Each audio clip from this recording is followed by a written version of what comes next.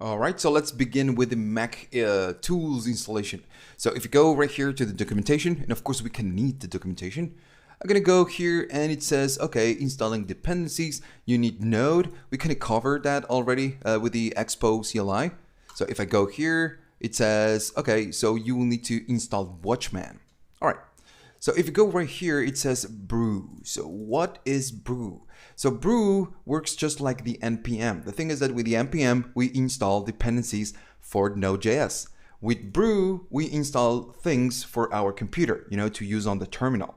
And Watchman, it's something that will watch your project files and it will, decide if it needs to reload some other files or not. So it's a watcher for your project. So, but first, before we can do this, we need to install Homebrew. So I'm going to go to the Homebrew. And remember, this video, it's for Mac users only. So when you go to Homebrew, it's going to say the missing package manager for Mac or Linux. So how can you install it? I'm not going to install it because I've already got it. So you need to copy this command. Of course, you need to copy this command if you're on Mac.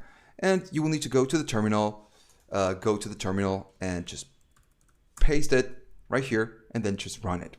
All right. I'm not going to do it because I've already got it in my system and already updated it. So there's no need for me to install. And again, I'm not doing this because it takes a little while. It's going to take a few minutes. Of course, depending on your computer and depending on your connection. If you're saying, dude, I've got a pretty fast computer. Well, I got my connection. It's just, it's a monster connection.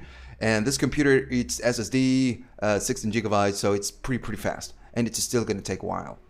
So, okay, just press enter. And then we're going to move forward, of course, to the next step. Okay, so after everything got installed with Homebrew, the way you can check if everything got installed is just doing brew. When you do brew, you get some commands you can run with brew. Very cool. So this is the first thing. So let's go back to our installation, our documentation. So I'm going to do clear. And right here at the top, it says, okay, first you need Node.js. We've already got Node, so we don't need to do this. We need to install Watchman. I'm going to do it, already got it, but I'm just going to do brew install Watchman. And we're going to wait until this is done. All right, so everything got installed and it says Watchman 4902 is already installed and up to date. It's because I've already got it. So, it's not doing anything, but that's okay. I'm going to do clear and I'm going to move forward to the next one. So I'm going to go right here at the bottom and it says the React Native CLI. Just like we installed the React Native, the Expo CLI, we get a different one for this kind of environment, the custom environment. So we need to do npm install global, already got it, but I'm going to do it anyways. npm install -g React Native CLI. All right, so I'm going to press enter and wait until this is done. Okay, so everything got installed, was pretty fast because, already got it. So the next step would be to get, and let me see if I can find it right here. No, it's actually not for iOS. If you're on Mac and you wish to run Android applications, the Android emulator, then we're going to install the tools we need for Android. But first, before doing so, we need to install something else after the CLI. We need to download the JDK. So if you go right here, let me just close this. I was there already. So if you click on this one, it will take you to the installation of the Java development kit. So you will need to find your application, your operating system, Mac OS in this case. You download the DMG. I've already got it installed. I'm not going to install again. So you will need to, of course, download and install. All right, that's it. So then what's next? So if we go to iOS, right here, the next step would be to installing Xcode and installing Android. So if we go over here, Android development. So for both, and this is a part where maybe you're not going to like it. We need to install both platforms. They are just platforms.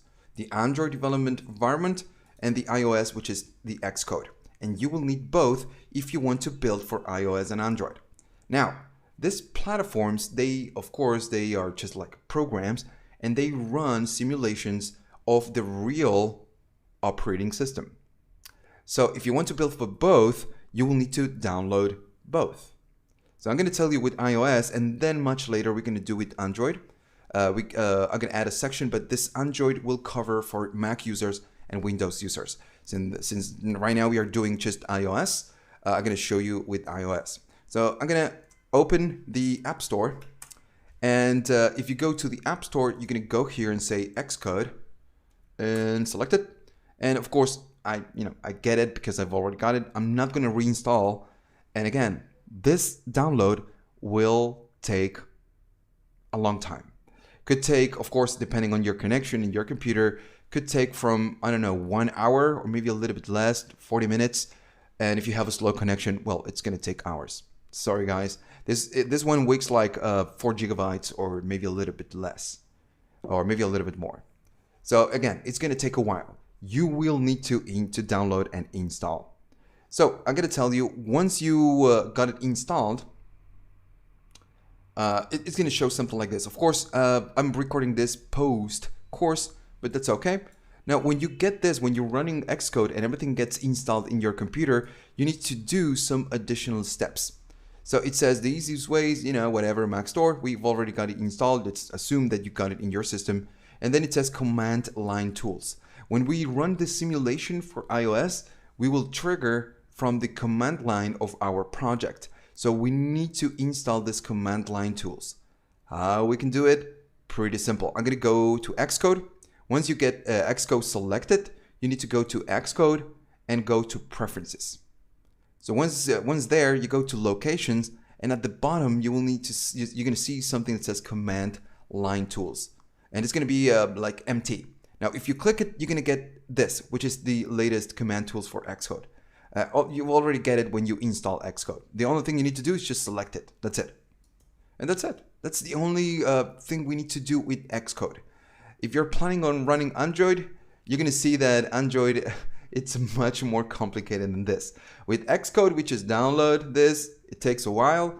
We select the command line tools and we are ready to go. Nothing else. With Android, it's much work. But again, we're going to get there in a few sections. Now I'm going to go to the next one and talk about the installations we need to do with Windows. And I'm going to, of course, switch computers.